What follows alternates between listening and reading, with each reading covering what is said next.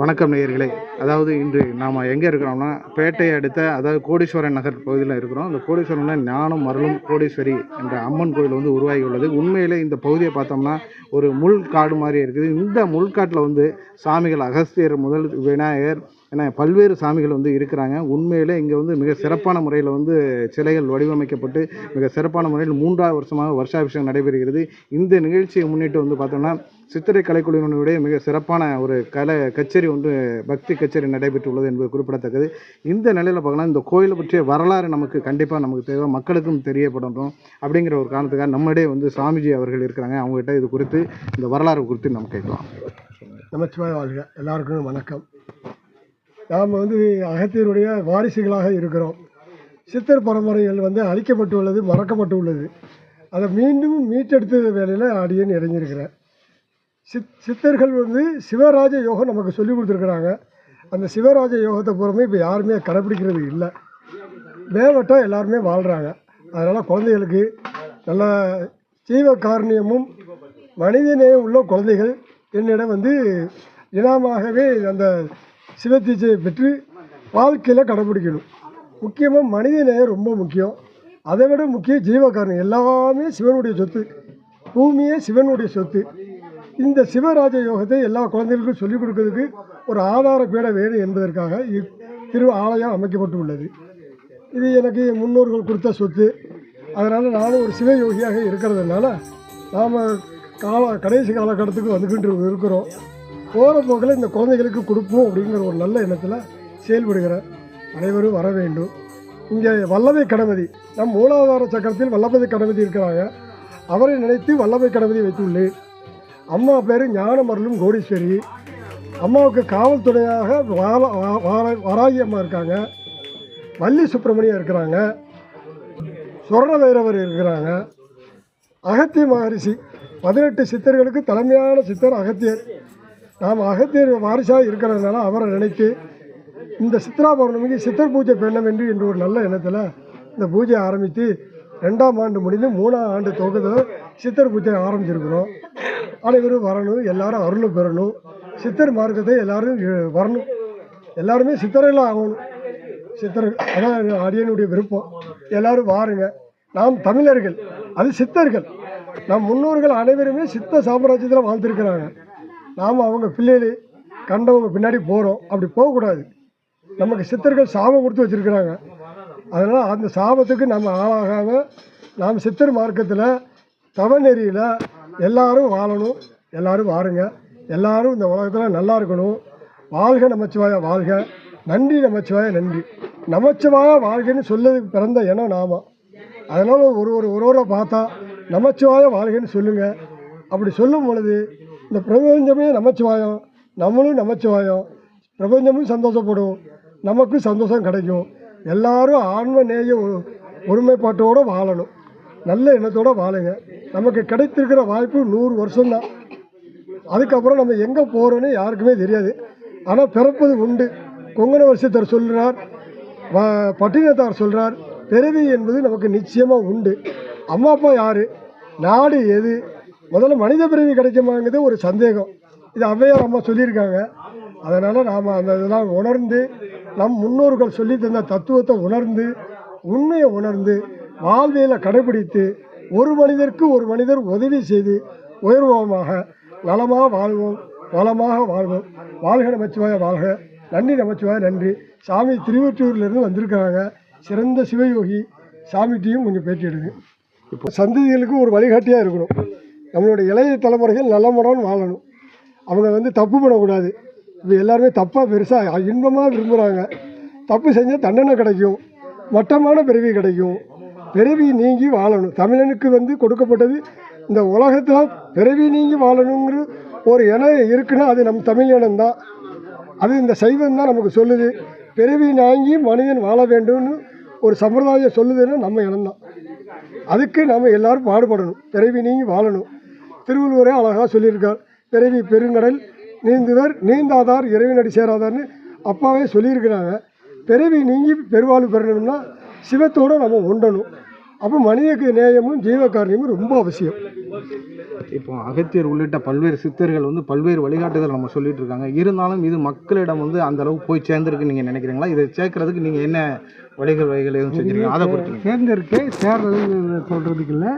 முதல் சித்தன் சிவன், அதுக்கு அடுத்து அவரால் உருவாக்கப்பட்ட சித்தர் அகத்தியர், இதுவருக்கு அடுத்து 18 சித்தர்கள். இந்த 18 சித்தர்களுக்கு அடுத்து இப்போ நம்ம பார்க்குற சித்தர்கள் நடைமுறையில் நம்மளுக்கு தெரிஞ்சு 100 வருஷம் 200 வருஷம் அகத்தியரை நம்ம பார்க்க முடியாது. நாங்கள் வந்து கேள்வி ஞானம் மூலம் தான் நம்ம தெரிஞ்சுக்கிறோம். ஏன்னா எல்லாத்தையும் நம்பணும். உண்மைதான். இந்த தம்பியினுடைய அயராத உழைப்பில் இவர் 2 வருஷமாக தனியாளாக தான் செய்கிறார். யாரையும் வந்து டொனேஷன் கொடுங்க, வந்து கூட ஹெல்ப் பண்ணுங்கன்னு கேட்கல. அதனால் இந்த இடம் மேன்மேலும் நல்லா வரணுன்னா பொதுமக்கள் வந்து வழிபாடு பண்ணால் போதும். அவருக்கு பணம் தேவையில்லை.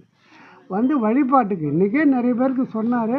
வந்தவங்க கொஞ்சம் கம்மி. ஆனால் இன்றைக்கி சித்ரா பௌர்ணமி, ஒவ்வொருத்தரும் ஒரு கோயிலுக்கு போயிடுவாங்க. இங்கே வந்து அவர் ஞானமரம் கோடீஸ்வரின்னு பார்த்து அது வந்து கோடீஸ்வர யோகம் கிடைக்கும். பக்தர்களுக்கு வந்து வணங்கணும். மன தூய்மை வேணும், நல்ல எண்ணம் வேணும். மக்களுக்கு வந்து அடுத்தவனை கெடுத்து வாழணுன்ற எண்ணத்தை விட்டு பொறாமை எண்ணம் இல்லாமல் நல்ல எண்ணத்தோடு இருக்கணும். இவருக்கு இப்போ எல்லாம் அவருடைய வருவாயை வச்சு இன்றைக்கி இவர் செய்திருக்காருன்னா ஊர் மக்கள் நல்லாயிருக்கும். இப்போ இந்த பகுதி இப்போ இப்படி இருக்குது. நீங்கள் சொல்கிற மாதிரி முள்காடு இன்னும் 10 ஆண்டுக்கு அப்புறம் பாருங்கள் முழுசாக வீடாகிடும். அப்போ இந்த இடமும் வந்து நம்ம கூப்பிடாதவே ஆள் வருவாங்க.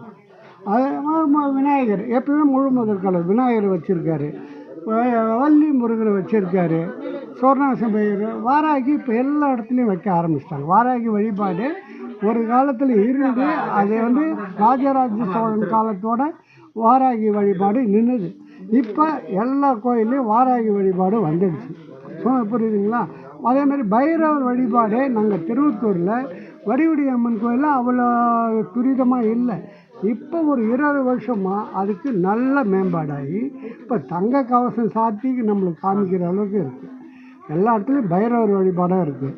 அகத்திய முனிவரை நான் மானசீக குருவாக நினச்சிருக்கேன். அவருடைய அருளால் என்னுடைய பயணம் தொடருது. புரியுதுங்களா?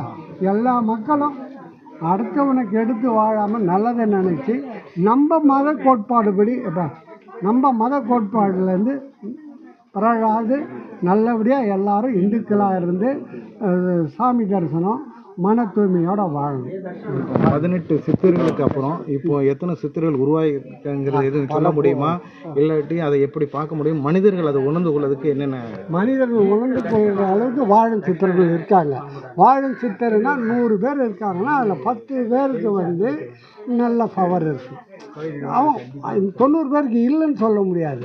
வந்து இப்போ இவங்களை மாதிரி மீடியாவில் எடுத்து போடும்போது அவங்க வந்து மக்களுக்கு தெரிகிறாங்க. மீடியாவுக்கே போகாத சித்தர்கள் இருக்காங்க. அவங்கக்கிட்ட வலிமை இல்லைன்றது இல்லை, இருக்குது. என்ன காரணம்? அவங்க உடலை வருத்தி காலையில் விடிகால் 4 மணிக்கு தவம் இருப்பாங்க. சில பேர் உறக்கம் இல்லாமல் எங்கேயாவது மலைப்பகுதி ஆற்று பகுதியோ எங்கே மக்கள் தொந்தரவு இல்லாத பகுதியில் இருப்பாங்க. அவங்கக்கிட்டலாம் இருக்குது. ஆனால் ஏற்கனவே இருந்த அளவுக்கு ஆற்றல் வந்து மக்களுக்கு வெளிப்படலை. நம்பிக்கை உள்ளவங்க போகிறாங்க அந்த இடத்துல. இப்போ கணக்கம்பட்டி சித்தர்கிட்ட போகிறாங்க, அவர் ஐக்கியமாயிட்டார். இருந்தாலும் ஆற்றல் இருக்குது. ஆற்றல் இல்லாத எந்த சமாதியும் இல்லை. நம்மளுக்கு போகும்போது அந்த இடத்துல அந்த பயன் கிடைக்கணும்.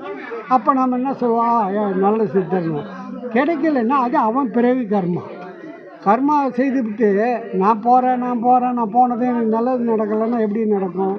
அதுக்கான இது அந்த கர்மா கணக்கு முடியும் போது அது சாதாரண சித்தர் சமாதியாக இருந்தாலும் சரி, ஒரு வாழும் சித்தராக இருந்தாலும் அவர்கிட்ட போய் நின்னதுன்னா அவனுக்கு நல்லது கிடைக்கும். நம்பிக்கை தான் முக்கியம். அவநம்பிக்கையோடு எந்த செயல் பண்ணாலும் அது சரியாகும்.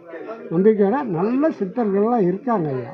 இதே நெல்லையில் இருக்காங்க, ஒவ்வொரு ஊர்லேயும் இருக்காங்க. அது யாருக்கும் தெரியாது. தெரிஞ்சுக்கிட்டால் அது நல்லது. அவங்கக்கிட்ட போய் ஆசீர்வாதம் வாங்க. அவங்கக்கிட்ட போயிட்டு வாழ்க்கைக்கு இதை சொல்லு அதை சொல்லுன்னு கேட்டு தொந்தரவு கொடுக்கூடாது. அவங்க கண்ணை பார்க்கணும், நம்ம கண்ணை அவங்க பார்க்கணும். போதும், அவ்வளோதான். அதோடு அவங்க ஃபோன் சொன்னால் ஏந்து வந்துடணும். ஒரு சிலர் அப்படி இல்லை, குடும்பத்துக்கான கேள்வி எல்லாம் ஜாதகம் மாதிரி கேட்போம். அதனால தான் சில பேர் கிட்டே சேர்க்கறது. நான் சொன்ன புரியுதுங்களா? சித்தரை பார்த்தா ஒரு 2 நிமிஷம் தான் அவர்கிட்ட நிற்கணும். அதுக்கப்புறம் வந்துடணும். ஏன்னா அவங்க நித்தியம் உட்காந்துக்கிற மாதிரி தான் இருக்கும். அவங்க ஆழ்ந்த தியானத்தில் போவாங்க. அவங்கள வந்து தொந்தரவு பண்ணக்கூடாது. வணக்கங்க, நன்றி. அதாவது இப்போ நம்ம வந்து ஞானம் தரும் அருள் கோடீஸ்வரி அம்மன் கோயிலில் இருந்துட்டு இது பண்ணுறோம். இங்கே வந்து அகஸ்தியர் வந்து எந்த அளவுக்கு முக்கியத்துவம் வாய்ந்தது, அகஸ்தியர் வழிபாடு எந்த அளவுக்கு முக்கியத்துவம் வாய்ந்தது என்பதை குறித்து மிக சிறப்பாக வந்து நம்ம சென்னையிலேருந்து சிவயோகி மிக சிறப்பாக சொன்னாங்க. ஒரு மனிதருக்கு வந்து அதாவது நல்ல எண்ணங்கள் நல்ல செயல்கள் இருக்கும் பட்சத்திலும் அதுவும் நம்பிக்கையுடன் கடவுளை வழிபடும் பட்சத்தில் வந்து அனைத்து காரியங்களும் மிக சிறப்பாக நடைபெறும் என்பதில் எந்தவித மாற்று கருத்து இருக்க முடியாது. இதற்கிடையில் பார்த்தோம்னா பிரளயம் என்று சொல்லக்கூடிய காலச்சக்கரமும் அதற்கு ஏற்றாற்போல் வழிவகை செய்ய வேண்டும்.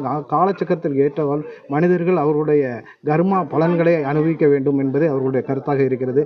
அந்த கர்மா பலன்கள் வந்து மிக சிறப்பானதாக அமைய நாம் எண்ணங்கள் வந்து நல்லபடியாக இருக்க வேண்டும். அதற்காக கோயிலுக்கு வந்து வழிபட வேண்டும். சித்தர்களை வழிபடும் பொழுது அமைதியாகவும் நிதானத்தோடும் செயல்படவும் அவர்கள் குறை நிறைகளை வந்து மனதிற்குள் சொல்ல வேண்டும் என்று அவர்கள் மிக தெளிவாக கூறியுள்ளார்கள். அடுத்த நிகழ்ச்சியில் அது உங்களை சந்திக்கும் வரை அதுவரை உங்களிடம் விடைபெறுகிறது உங்கள் ராமலிங்கம்.